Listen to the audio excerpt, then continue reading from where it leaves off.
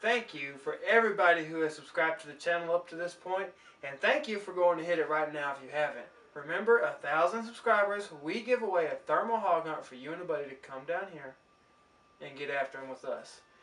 In today's video, I want to cover something that isn't really, I don't see too many videos on it, so I want to make sure that it gets covered. Okay, because there is a right way and a wrong way to do certain things when it comes to setting up your bow. One of the things I want to talk about are different kinds of knots that you're going to use to tie an activation cord to a top or a bottom limb. It doesn't matter, the knot stays the same. What we're going to use is this yellow D-loop material so we can see it, and a lighter. Alright, so we're going to take one end of our material and we're just going to constantly hit this thing until it kind of starts flaring out as we can see it. Alright, so once we get it flared out like that, we're going to put some heat to it, okay? The key to making this work is you cannot burn it. You have to melt it, okay? And I'm going to show you the difference between the two. So first we're going to burn it. And we are going to burn the ever-loving tar out of it. That's burnt. If that happens to where it catches on fire, you have now burnt that D-loop material. We can see it's, you might not be able to see it, but it's darker all the way down there. You have broke this material because it's super brittle at this point. We're going to take some off. Okay, now the right way. Okay, so we're going to throw some heat to it and see how we just move it around in it. Never catches on fire. Melts down. And we just flare it out. Okay, if you want to get it a little more even, throw a little bit more heat to it. Melt that down. That is how you melt a D-loop cord. Same way for if you're tying a D-loop. That's how you're actually going to want to melt it. Alright, so I'm going to show you two ways to tie this knot.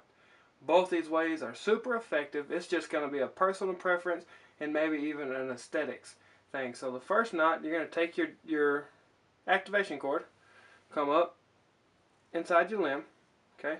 You're going to make a wrap, okay? And I'll try to keep my hands out as much as possible, so get a little bit more slack. So you're going to wrap it.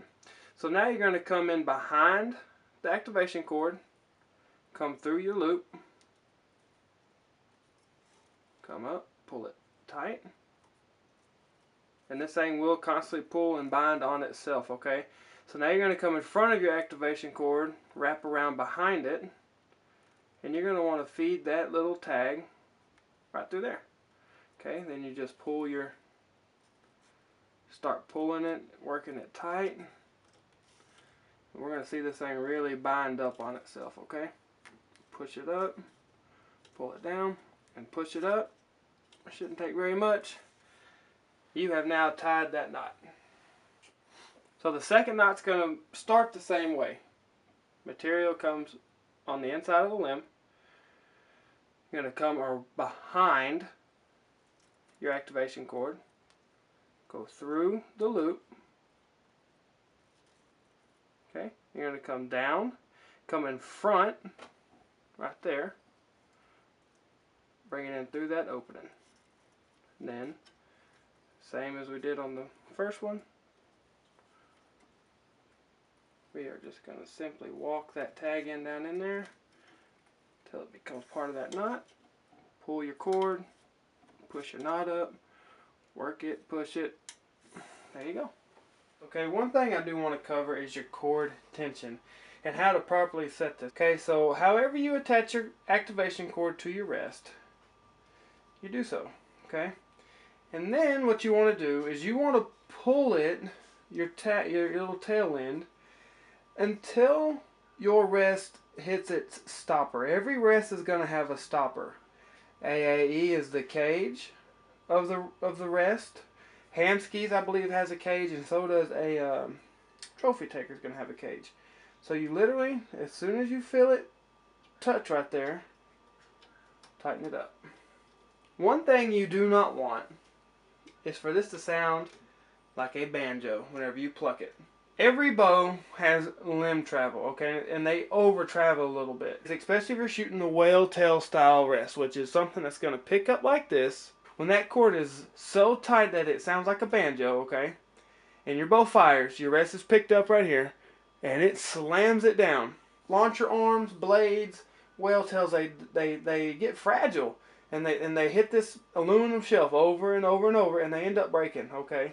And that's where a lot of that problem comes from, is having too tight of a cord.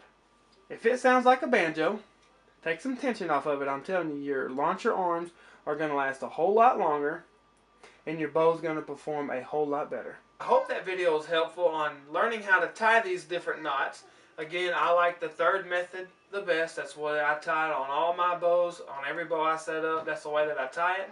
And also, I hope it kind of gives some insight on the importance of setting your cord tension correctly.